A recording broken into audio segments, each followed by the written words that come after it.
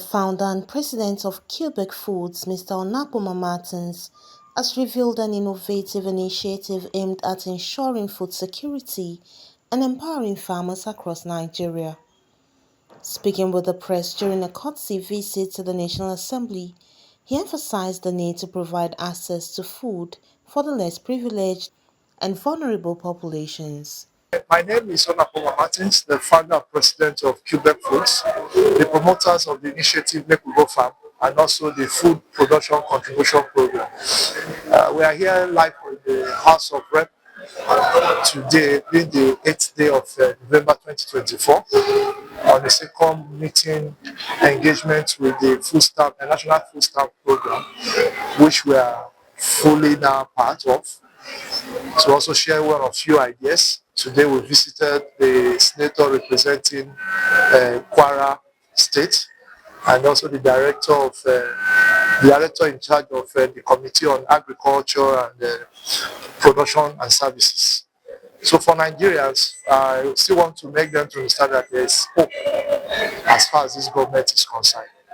As the National Food Stamp Program will be out based on to see that the less privileged in the country have access to food, and also to see that the various organizations are coming together, especially the Ministry of Humanitarian Affairs, that Nigerians have been a little bit not too happy about the way funds are being spent. I will use the word squander has been spent.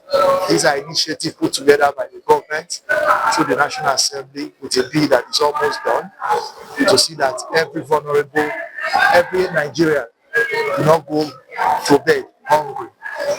First of all, give priority to those who do not have a job that are secured, who find it very difficult to feed for themselves. So for us in Quebec, coming in is also see that it aligns with our initiative of Make We Go Farm. The idea of Make We Go Farm is to see that every household now can now be able to farm.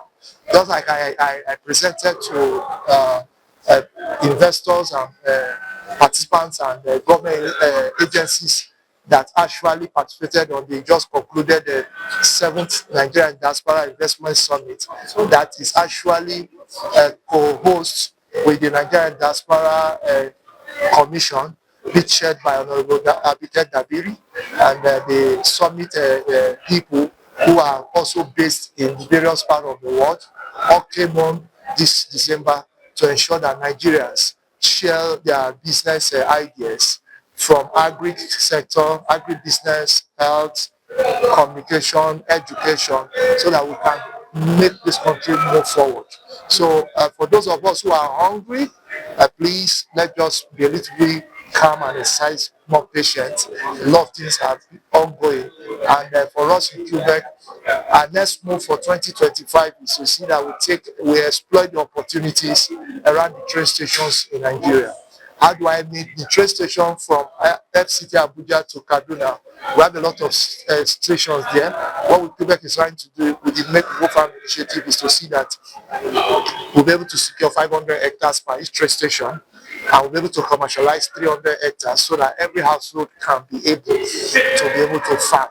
And that is going to be helpful with the support of the Nigerian Civil Defense and Hunters to security outfit to make sure that we are protected in these farms.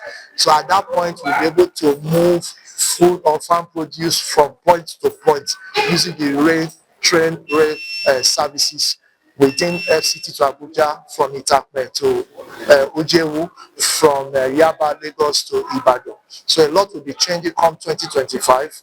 That we can assure you from our own end. It's no longer the issue of government 100% now.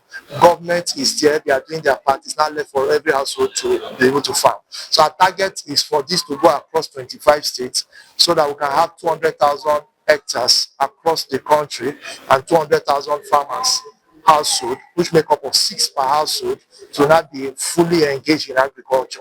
And what we're also doing is that going forward, within the next 5 years, we are looking at how farmers can be more worthy than even politicians, somehow. Because no matter.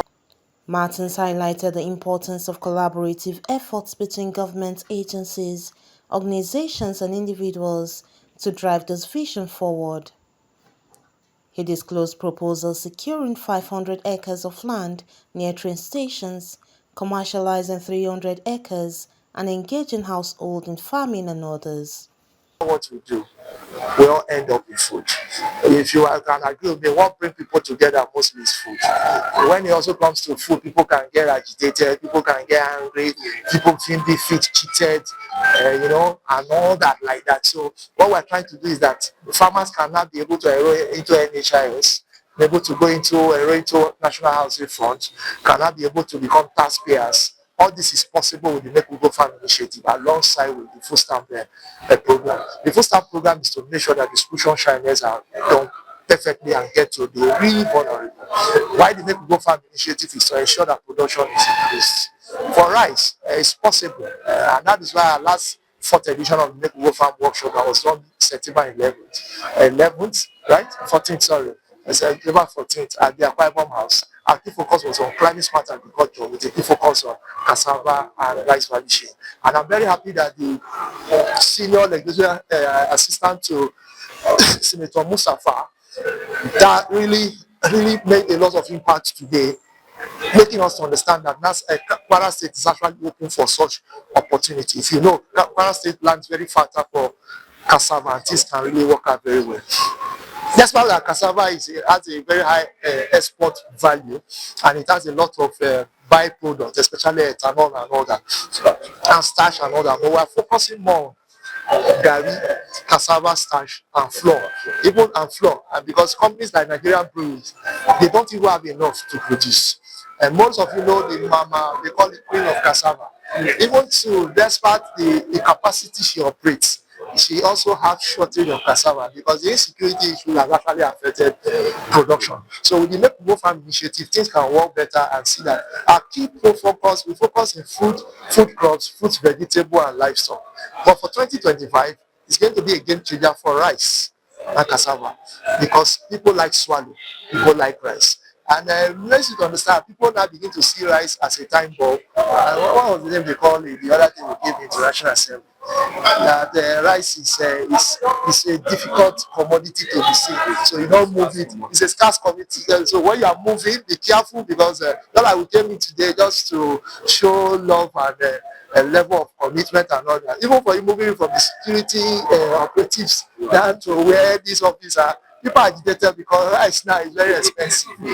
So you see, so it's one problem we want to solve. And for those of you who have actually listened to us on Armed Forces Radio, last year I told you it's possible for rice to be sold for 35,000. I'm not going to say, and the government is now selling rice for 40,000, even though not everybody has subsidized, but it's actually possible if more production is done on our farms. We have over 80 million hectares of farmlands in Nigeria that is verified. If you listen to our former Minister of Agriculture, which is the President of Africa Development Bank, he has told us that Nigerians do not have any form of justification. We can't justify why we are all because we have fertile land, labor is cheap, we have water and all that. So these are things we want to do. And I'll leave my colleague here, Mr. Raphael, maybe have one or two words to say. So great, if you have a question, no problem. What are your challenges? There are still certain parameters we are looking at before we can go into start borrowing from banks and all that. That's why when we started by getting the public to invest with us within and outside the country, so that they can also have means of this thing. Of recent, the chairman of SEC, or the DG of SEC, recently came up with a new structure for crowdfunding to be resurfaced in the public with different thresholds, meaning that you can't raise certain amounts. So that because a lot of controversies around that, but at a time like this, I think funds from the public is what should be welcome now, or maybe funds from Bank of Industry and Bank of Agriculture at 9%, at 14% is better. So funding has also been the challenge. For land, we have access to land, and this throws me to another thing here. We have made it possible now for those people who have vast land no longer to sell their inheritance. You partner with us and you earn. For a family that is making available 500 hectares, what they should be getting is over 12 million naira yearly for just making their land available.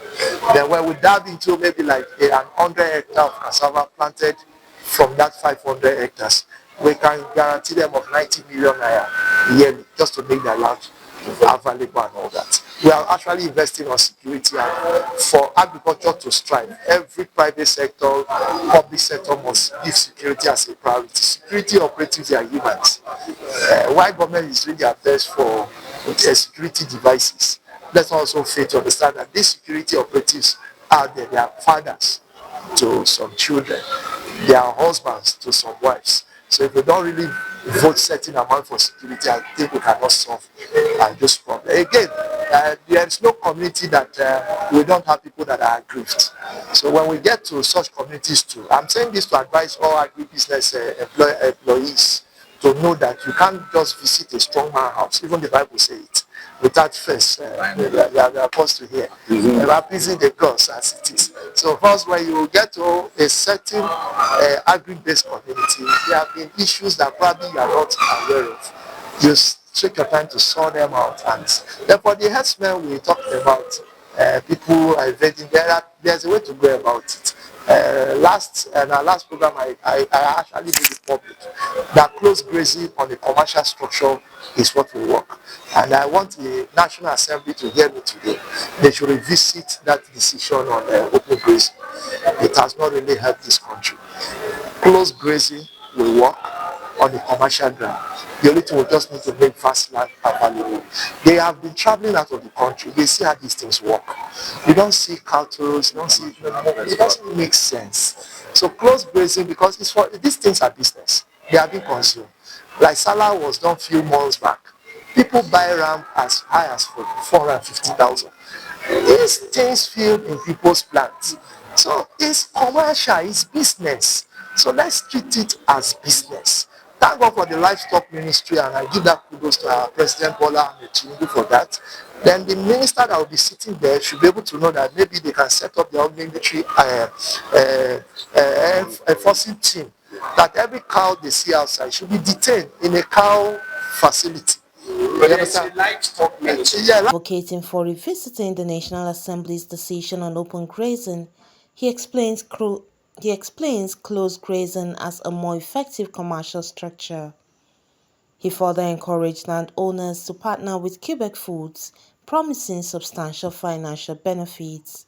Comfort Olayinka, DCTV News.